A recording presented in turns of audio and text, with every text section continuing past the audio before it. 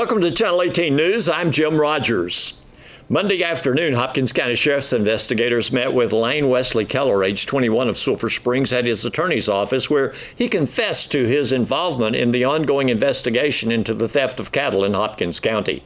Keller took investigators to the location where the cattle had been loaded into a trailer for transport to Oklahoma, where they were sold. He was also served with an outstanding warrant for unauthorized use of a motor vehicle. The unauthorized use of a motor vehicle was related to an ATV used in the theft. Keller is in Hopkins County Jail, charged with cattle theft less than $150,000 and with unauthorized use of a motor vehicle. Two area women were arrested Monday in separate investigations involving Child Protective Services and the Special Crimes Unit. The first arrest occurred when a Sulphur Springs police officer was dispatched to the Texas Department of Family Protective Services, located at 1400 College Street. They went there around 3:45 Monday in reference to a warrant service.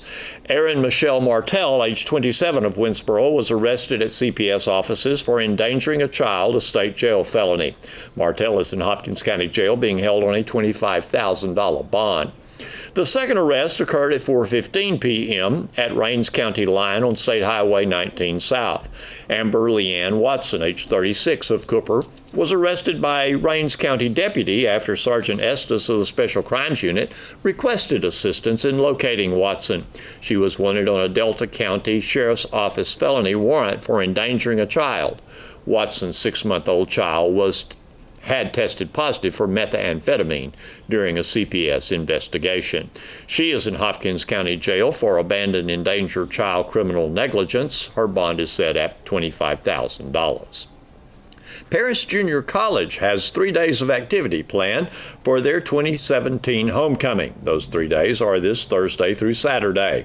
The weekend will be highlighted by the awarding of the college's highest honor, the Distinguished Alumni Award, and 3 alumni and 1 former coach will be inducted into the Athletic Hall of Fame. For a look at all the festivities, at least as it relates to the schedule, see KSSTradio.com. Texas State Comptroller Glenn Heeger delivered the keynote address at the second annual Northeast Texas Rural Transportation Summit Tuesday at the Hopkins County Regional Civic Center. Individuals from across Northeast Texas were present to talk about their partnership in transportation needs in Northeast Texas. I serve as Controller of Public Accounts, as you heard. I've been in this capacity for 3 years, and I'll mention a couple things. Most importantly, what I was asked to talk about is a little bit of transportation funding and really looking at the state budget for the next legislative session and how we put some of the numbers together. I'll give you kind of a backdrop. If you look at Texas as a state overall, 254 counties, 12 economic regions. A couple years ago, it's pretty amazing to know Texas was the 12th largest economy in the entire world. And then a few years ago, we had that downturn in the oil and gas sector and the manufacturing sector. And all 12 economic regions play a really important role. And I'm not exaggerating. It's pretty impressive when you break out all 12 economic regions. Whether you take Northeast Texas, roughly from that economic region, we look at a 21-county region here in Northeast Texas, or Southeast Texas, about another 20 counties, and then head west as you pile together the entire 254 counties. And each region plays an integral role. And obviously some regions are more diverse economically than other regions. Some of them are very diverse as portions of the economy. Texas is a much more diverse economy than we have been in the last decade before that, and even the decade before that. However, when we had a downturn in the oil price, and that hit manufacturing as well, and amazingly to know at that point in time, the manufacturing industry as well as oil and gas were equally 2 of the most important out of 3 contributing industries contributed to us being the 12th largest economy. We lost about 160,000 jobs during that downturn. So if you were in that industry, it was pretty severe to you. And even if you were indirectly associated, which impacts your business, it was pretty drastic. And some regions were hit much more drastically than others. But amazingly, the following year, I was very curious to look at the economic data because over time, Texas has outpaced the U.S. economy. And again, I'm talking about all 254 counties, this entire state that we call Texas. Texas in the last 20 years has outpaced the U.S. economy time after time again in all of our 49 sister states for the most part over the last 20 years. Texas has grown by about 3.8% on average over the last 20 years, which is very healthy growth. Now again, it may not be region by region, but again, as a state, it has been very healthy growth. During that downturn, Texas only grew by 0.3%. So some regions of the state grew substantially, others substantial downturn. And so I was very curious to know if you took all the tables in the room, added them together, we were the 12th largest, what were we going to be after that 0.3% growth, which is essentially flat as a state.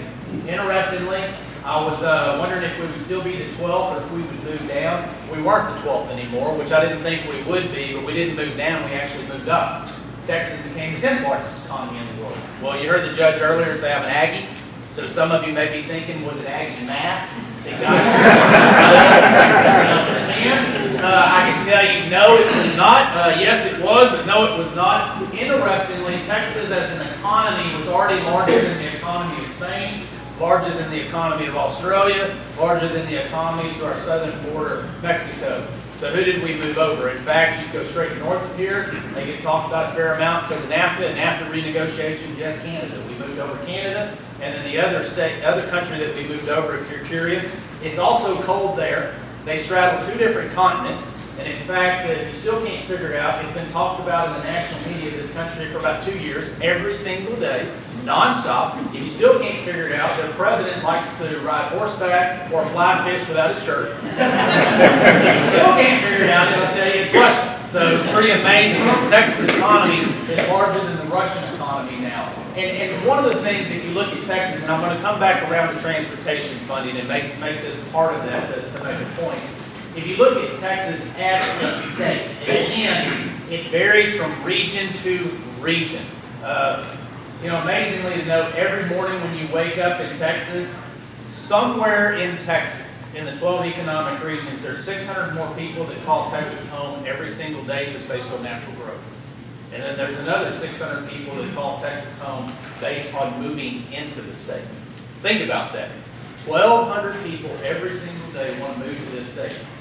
I grew up, as the judge mentioned, on a family farm, Highway 290 going out of Houston, a little community called Hockley. You blink, you miss it. You've been through it.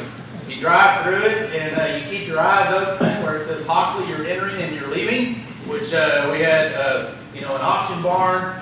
We had a post office, and that was about it. There wasn't much left, but we still had the signs. And in between those two signs, it was Hager Road. Well, I thank the county, since we gave them the land to build the road, they at least named it after the family. That's what happens when you've been there that long. But out in rural Texas, in Hockley, we're not so rural anymore because of that continued growth and moving out into that area. And I was talking about this not too long ago.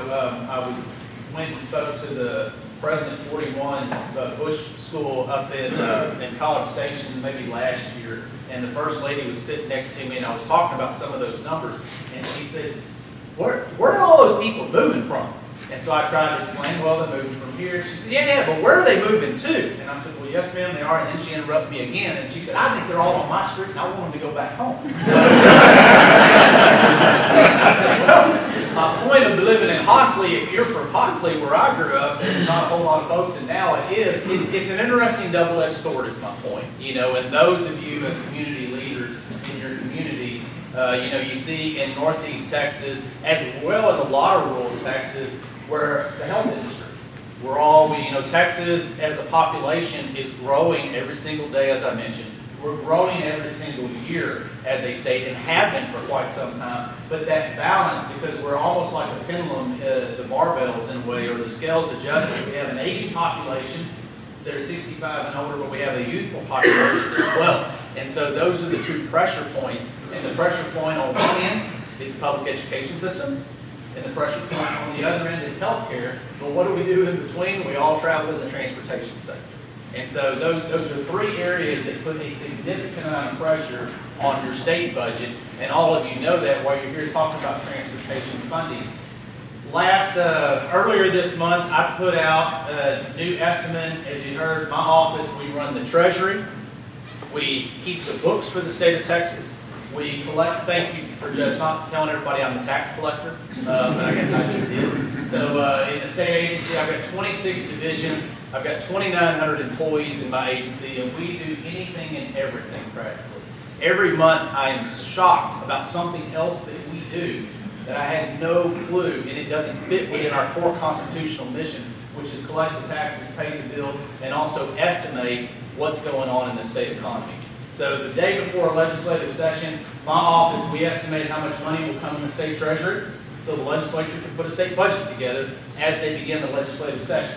After a legislative session, our job is to put a new revenue estimate together, taking together the economic forces of what's going on in Texas, of this large, diverse economy, but then also taking into account any tax changes or revenue numbers, speed up or slow down the legislature had, and we compile all that together with the four corners of the budget that they put together.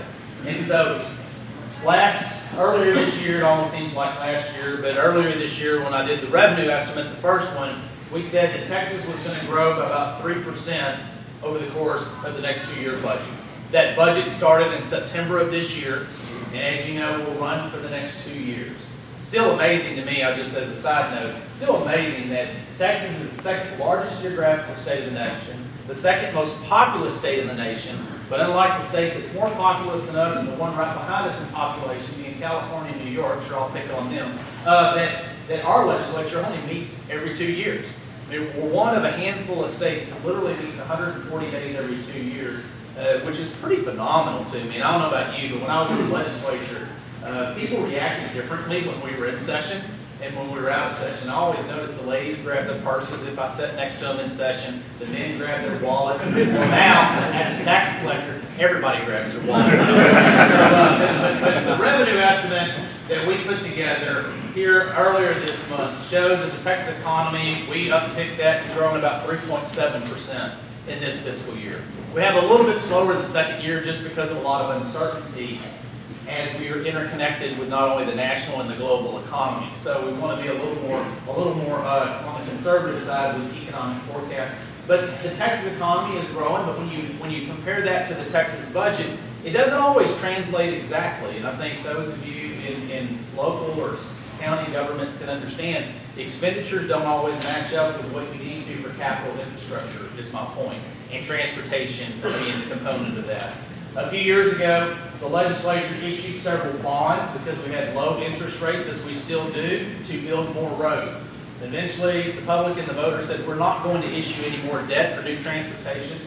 The legislature decided a few sessions ago, as you know, that we have an economic stabilization fund, a state savings account, a rainy day fund created in the 1980s. The money in which goes into our state savings account, which right now I made a transfer actually earlier this month into that savings account. We transferred $734 million into that account, and it comes off oil and gas severance tax.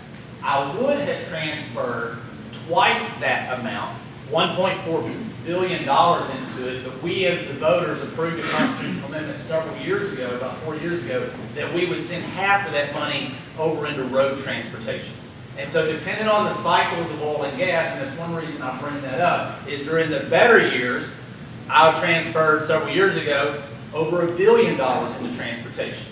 Well, this year I transferred $734 million, about $300 some odd million, because even though prices are down, production is still up, predominantly in the Permian Basin and a few other areas, but that looks to continue is my point. So from a funding source, in the last 12 years, we've had roughly $800 million a year on average for the last 12 years, minus the last couple, have been going into our state savings account.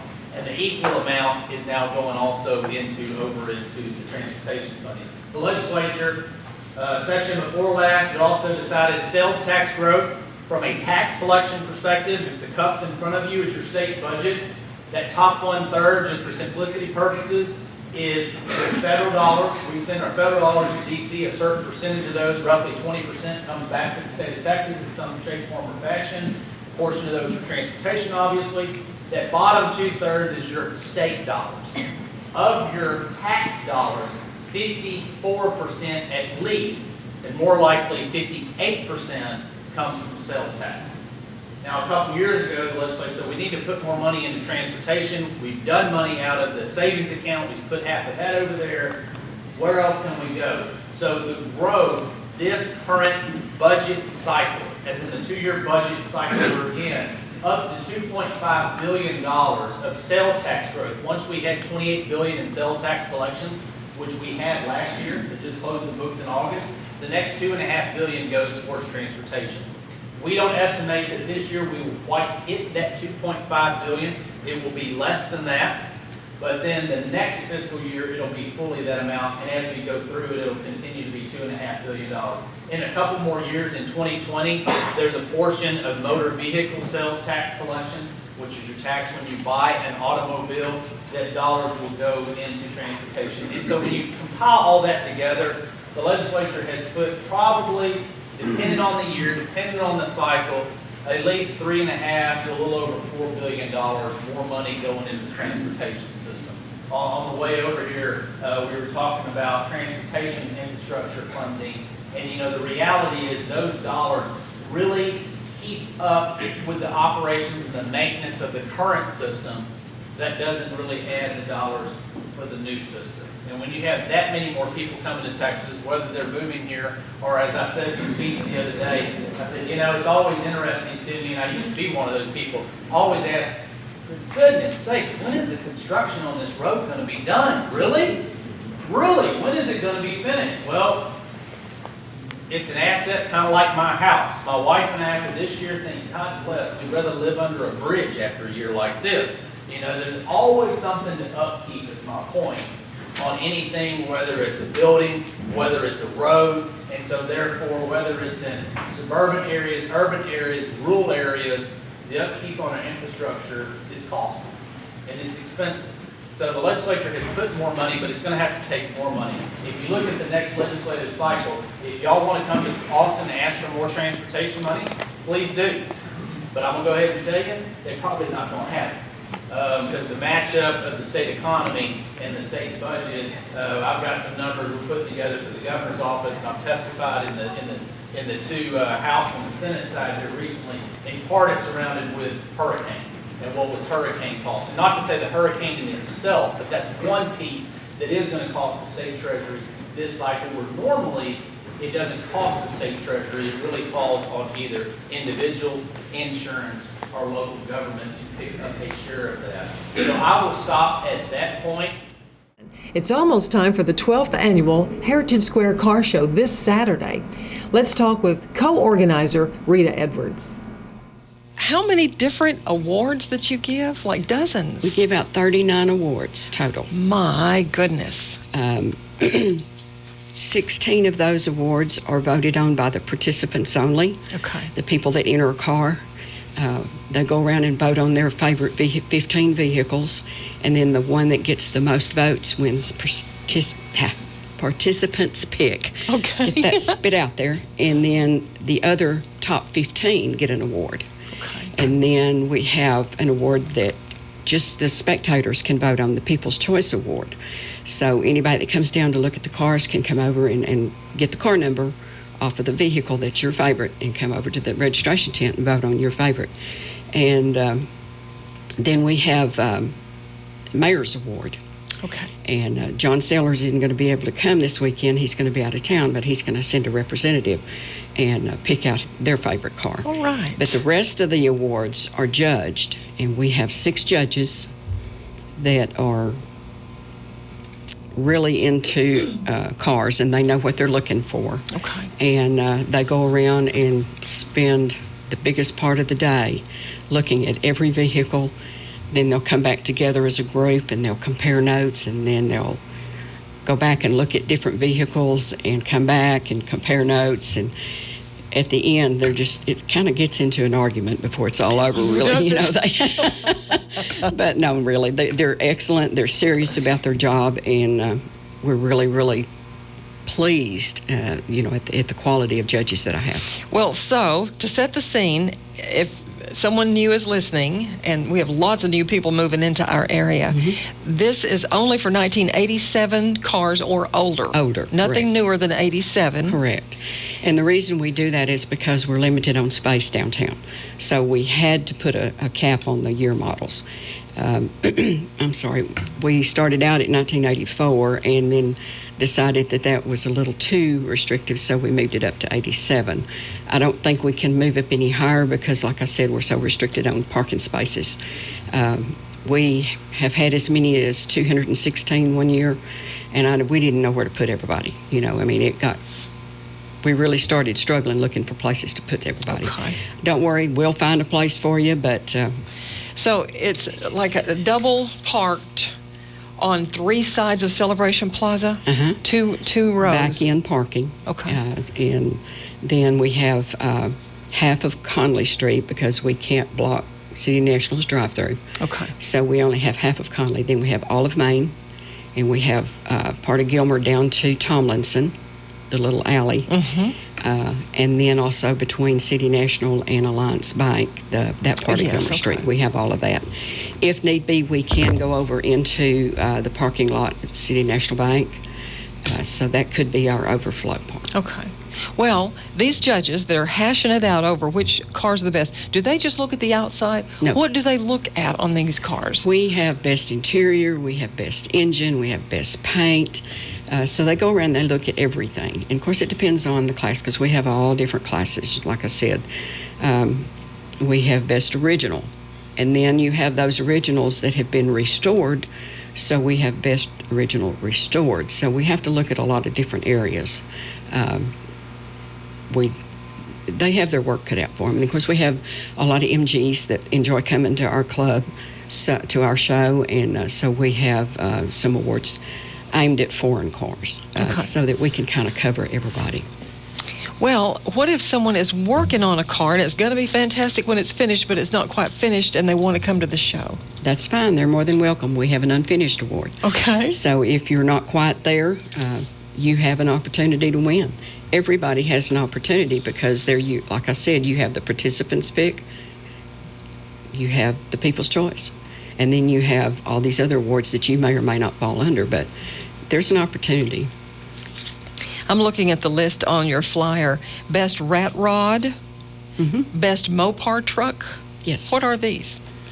You don't know what a rat rod is? Well, I can just kind of picture. I think I know, but please tell me. You're the one that knows cars. Most of them are older vehicles, early 30s, that type vehicle, trucks, and they look rusted. They've got some of the craziest ideas on there. We saw one at a car show that had ballpoint pens attached to the side all the way down, and he said that was his pen striping. Okay. We have seen them with a shotgun for their gear shift. I see. A paint gun for their gear shift. There's just, the imagination just goes wild. So this is just a very creative category. Yes. Thinking outside the box is pretty much what a rat rod is. What's a Mopar truck, and what's a best Tri-5? Tri-5 is a 55, 56, or 57 Chevrolet. Okay. Just those 3 years. Okay. Mopar, that would be a pickup that's a Dodge, that falls in the Mopar category. Oh, and you have best Mopar car as well. Right.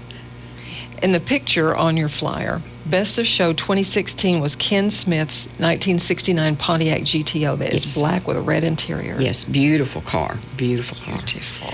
Every year, whoever wins Best of Show and participants pick, their cars are featured on our flyer and our T-shirts for the next year. So Mr. Smith called me and he special ordered 15 shirts. Okay. Because of his car being on the shirt. So they really like that. And, so we can look for those on his team here. Duke Hogan's 1939 Buick Coupe won participants pick last year. It was an awesome car. Just flawless from every direction. They're just, we have some of the best quality cars that come to our show. One of the reasons that our judges have such a difficult time, because we have such top quality cars that show up. And I'm not discouraging anybody that has a driver, because that's all our cars are that we have. We have 2 street rods, and we consider ours cruisers. We like to drive them. We're not going to win. If we do, that's great, but if we don't, that's great too. We go to enjoy the other cars and the fellowship. We've met some of the best people in the world. So these cars coming to the car show on Saturday, November 4th here downtown Sulphur Springs. Rita, these can come in by driving or they can come in on a trailer? Some people can trailer them, but they have to park elsewhere and unload and then drive to the square. They cannot bring their trailer onto the square. So they do have to drive at least a bit. Yes, and if you're bringing your vehicle in on a trailer, we recommend that you park down College Street behind First Baptist Church down by the railroad tracks so that we're not, bothering them, but it's a safe place to park their trailers, and then they can just drive up to the square from there. Okay. The show starts at 8. You can register that morning. We take registration from 8 to noon. But some have already registered, yes, and they will know their parking spot? No. Okay. No. That's assigned once they get there. The early ones get the best parking spots. 50 of these, the first 50, are going to get a dash plaque. What is that? It's a little dash plaque that's a little square, about 2 by 2, and it has the same picture on it that's on the T-shirts. And we give those out to the first 50 participants. And we already have 65 pre-registered, so the first 50 have already gotten there. Okay. I mean, they will be in their goodie bags. This is the 12th year that the Downtown Business Alliance has sponsored this show, and it's grown in popularity. We had, first thing Monday morning, we had some guys calling from Texarkana that had seen our flyer on Facebook, and they were questioning us about the show. And we talked for about an hour. I mean, this guy was so excited, and he said he and several of his buddies are going to be there. So, and then I had another man call me yesterday that has been coming for years, and he pre-registered last year, but he had a death in the family, and of course family comes first. And he called me and he said, I couldn't make it last year, but I will be there. He said, we love coming to your show. My wife loves shopping. And that's the whole point behind our car show, is to bring people downtown to eat in our restaurants and shop in our stores. And I've had a lot of the restaurants tell me this is the biggest day of the year for them. That is great news. Yes. Well, as co-owner of Edwards Used Cars, you and Eugene have long had an interest in cars and racing and restored cars. So this kind of came natural when you became a member of Downtown Business Alliance and president of the organization, to mold these two together, these two interests together. The first meeting that we attended, the Downtown Business Alliance, they were talking about maybe having a car show. And Mike Elliott said, that's the people right there that need to run it. And so he got us into this. Okay. Thank you, Mike. Appreciate it. And Mike's still in the DBA. Yes, he is. You have a big membership, really. Yes, we do. We do. We have a huge membership, and we're really excited that people are getting involved and understanding how important the Downtown Business Alliance is and what we have dedicated to the downtown. Well, seems like you have a lot of your events kind of crowded into the fall and ending with Christmas parade. Is that right? Or Christmas parade night? Right. Yeah, we do Christmas on the Square, and so most of our activities are in the fall. You have decorating contest that just wrapped. Yes. Car show, and then December 2nd, is it? I'm not I think sure. it's December I think 1st. it is. Friday, December 1st is the night, the first Christmas night downtown. But earlier in the year, you've had other events too that DBA sponsors. We have a history walk that John Sellers does. We have the photo walk that's connected to the Worldwide Photo Walk. We also had the Brick Street Vintage Market. This was the first year for that, and it was very successful and fun. So we're trying to expand a little bit, but because of the success of revitalizing downtown, a lot of people are bringing their activities downtown and their events, and so it's getting to be quite hectic, which is a good thing, There's always something going on downtown. You don't even have to know what it is. Just go down there and you'll be entertained and you'll love it. Well, can anybody join the Downtown Business Alliance? Certainly. Anybody's welcome. You do not have to be a business owner. You do not have to be a property owner. You do not have to have anything to do with the downtown. Our goal was in revitalizing downtown was to bring people to Sulphur Springs. Okay, if you come from out of town to visit to see our downtown and you want to spend the weekend and you're going to stay in a hotel, we don't have any hotels downtown except for the Bread and bed and breakfast. So they're going to stay out on this end of town, which gives them the opportunity to see everything else that Sulphur Springs has to offer. So it benefits the entire community. I see. With the success of our downtown. And so anyone that's interested in the success of Sulphur Springs is more than welcome to come be a part of our group. The Oaks Bed and Breakfast there on Oak Avenue Yes. is a member of DBA. Yes. And as are many individuals and businesses all around, actually, the county. Well, one last quick question. Is there sort of a car show circuit that we fit into date-wise through the year? Well, car show people will book their year in advance on what car shows they want to go to, and we all have our favorites. And fortunately, we are among those favorites that people always put down on their calendar, and we're going to make that show no matter what. Do you think it's partly because of the town? Yes, I do. That and the $2,000 we give away doesn't hurt either. I guess you're right, Rita Edwards. Well, $1,000, $500, $250, and $250. Yes. 4 cash prizes. Right. Plus, we have about $800 worth of big ticket items that AutoZone has donated, A1 Auto Supply donates, that we give away to the participants as well. So it's not just the cash, there's some big ticket items too. Okay. Here's Don Julian with sports. On Football Coordinator Tuesday, I talked with Wildcats offensive coordinator Matt Young about the offense in the Mount Pleasant win last Friday and about the Greenville Lions defense the Wildcats will face this Friday night at Primm Stadium on senior night. Head coach Greg Owens called last Friday night's win in Mount Pleasant one of the team's most complete games of the season. Coach Young says one key to success was no turnovers by the offense. Take care of the ball. I mean, it's one thing we've talked about a lot with the kids, about value and possession of it, and how to have the wrist above their elbow, hold it high and tight, just staying in a positive frame of mind with it, take care of it. And I thought our execution was really high, which kind of leads to that as far as assignments, band bus, people going where they're supposed to go, a good understanding of everybody just doing their job, not overthinking things, just staying within themselves and doing what they're supposed to. And that's how we played the whole night, just steady and consistent. Yeah, consistent, a big word that you've been looking for, and it really came to pass on Yeah, last Friday. It's great because what we've been talking about, we could actually say, hey, here's the evidence of it. And the kids had done it. I mean, they had 2 great weeks of practice leading into it where that consistency showed, and we're looking for those things to continue.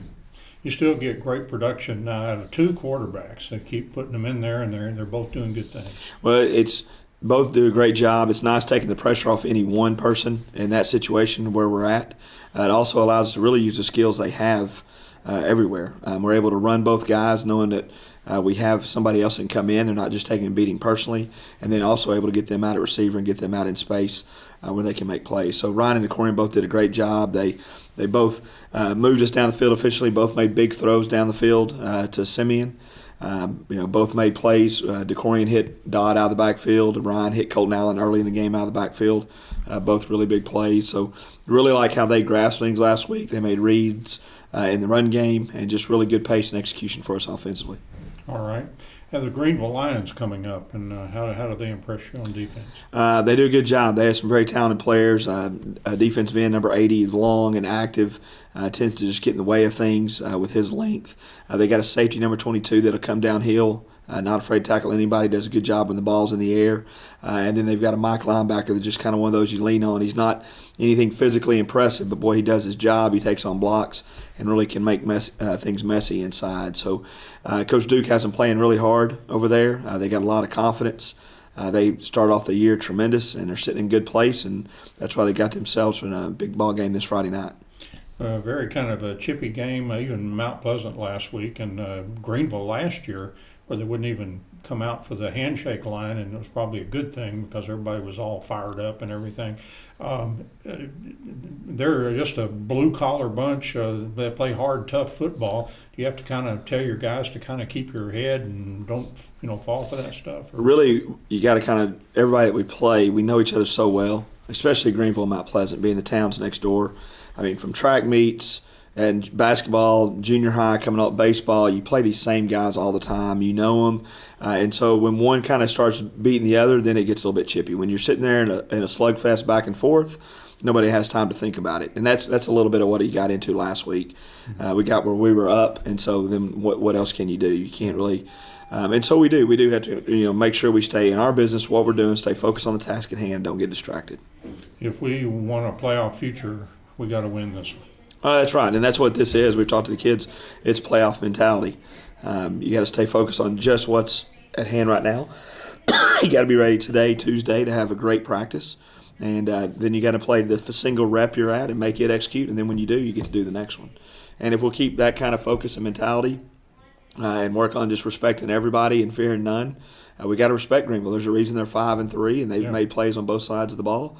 But at the same time, there's no fear factor. We got to go out and play and do what we do, and then let the game play out.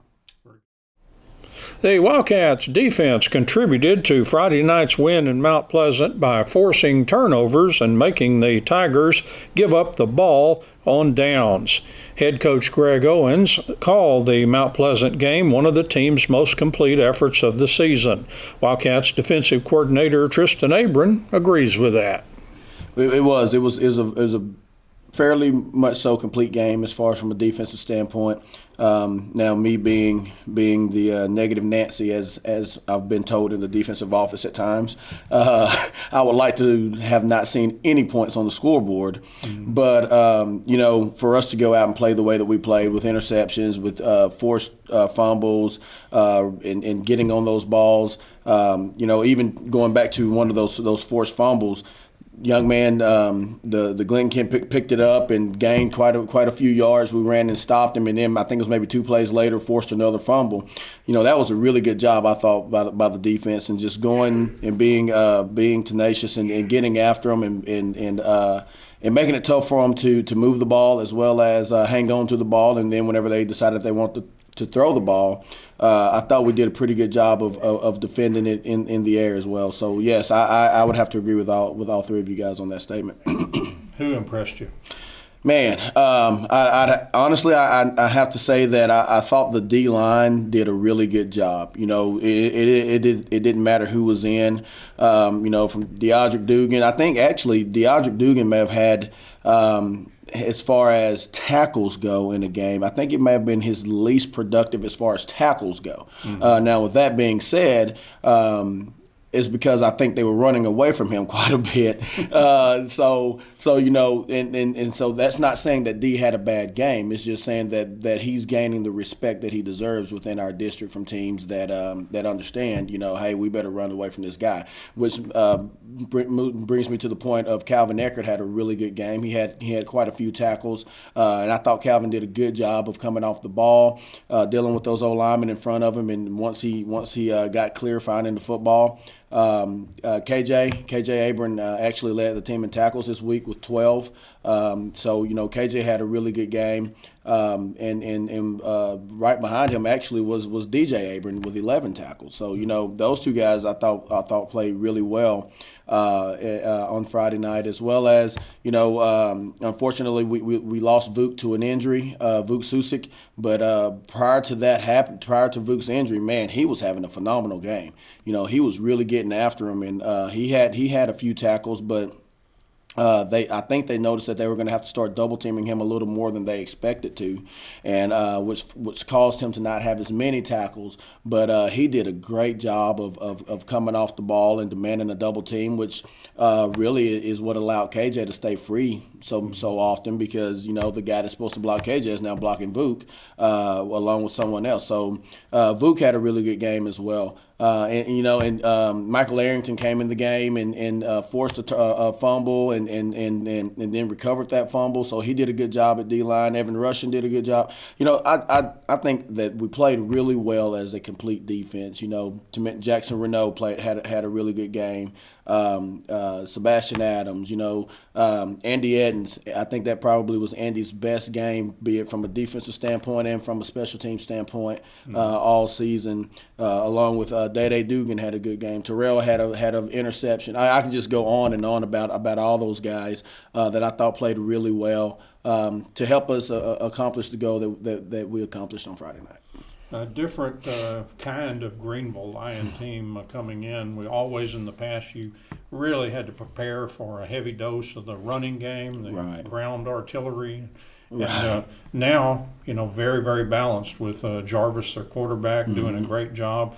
Tell us about the Greenville offense. Well, I've always, in the past years, I've always said that if someone can get in there and just get those kids on board and get them to figure it out, they're going to be a headache for somebody. And sure enough, right now they're a headache. They are doing a great job over there of on offense. And it's one of those deals where, I explained it to the defense yesterday. It's a lot of smoke and mirrors.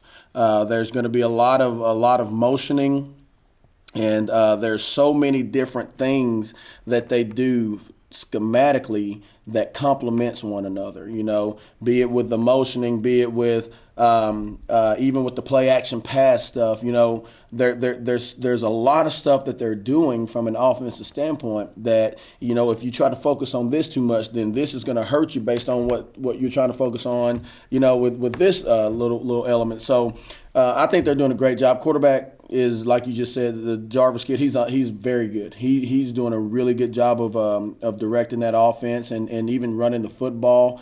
He's one of those kids that I explained again to the defensive guys yesterday. He broke a tackle in Marshall, and it took a while for somebody to go catch him. So therefore, you better understand what's going on with that. Whenever you're running 15 yards down the field with Marshall, and now somebody finally starts to catch up with you. So we better respect his speed as well as his size because he's also an extremely physical runner. And then they have a couple of guys that they rotate in the backfield to carry the football. One of them wearing number 23, his name slips my mind, but this young man, number one, if he has the ball, then we better be aware of where he is and where he's going and try to close that space as quickly as we can because he'll find a little crease, just a little bit of daylight, and he's going to hit the hole. And he's a little fast little dude. And whenever he doesn't have the ball, if he's coming to block you, you better get ready because he's coming to cut you. And he does a really good job of cut blocking and keeping those safeties and outside backers and even inside backers honest as far as their attack. And then they have several receivers that they're getting the ball to, be it through the fire sweep running schemes as well as throwing the ball to them. I'm going to be honest with you. This is probably the most talented Greenville team that I've seen in a really long time. They are legit. They're pretty good, and I want us, as far as defensively, to number one, understand and respect what they do and respect them as an offense. But in saying that, go out and play fearless and play mistake free and see if we can't do some things to try to slow them down. Maybe try to create some more turnovers and for sure get ourselves off the field in 4 downs. What about their O-line? What do you think of those? Their O-line, they have a few guys that are returning. From the center to the right guard, those two guys are pretty massive. But then the other 3 guys that they'll have with their hand down, I'm not going to put them on the massive scale, but they're big as well, and they do a really good job of I know I've said this kind of a few weeks in a row, but just shielding you off. They're not the guys that are going to come off the ball and just maul you and run over you, but they do a good job of shielding you off to allow those guys in the backfield to do their thing and find some creases and go hurt you that way. But again, I think that they're really good there as well. So again, just as a total package, as far as from an offensive standpoint, I think that they're doing a really good job offensively. Their O-line is probably, coached as well as I've ever seen them coach. From what I understand, the O-line coach over there is Tank. He used to be in Paris. Used to be the head coach in Paris. But he's over there now doing a great job and they have them rolling. They're playing with a lot of confidence. So we better make sure we come out and play and try to make it tough for them to move the ball and get in the end zone. Thanks for watching Channel 18 News. Have a great evening.